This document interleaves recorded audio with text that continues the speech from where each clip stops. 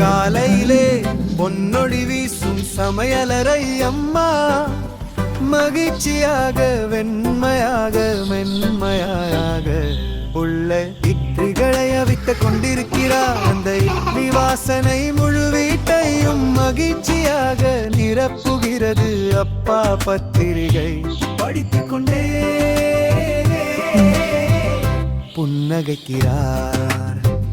சின்ன தம்பியும் தங்கையும் சிரித்தபடி மேசையை சுற்றி விளையாடுகிறார்கள். அம்மா சிரித்தபடி குக்கர் திறக்க ஷஷ் என்ற சத்தத்துடன் மென்மையான இட்லிகள் பனித்துளி போல வெளிவருகின்றன. அப்பா சொல்கிறார், வா ரொம்ப சுவையாக இருக்கே என்று குழந்தைகள் கைத்தட்டுகின்றனர். அம்மா பச்சை வாழை இலையில் இட்லிகளை வைத்து தேங்காய் சட்னியும் சூடான சாம்பாரும் சேர்த்து அழகாக பரிமாறுகிறார்.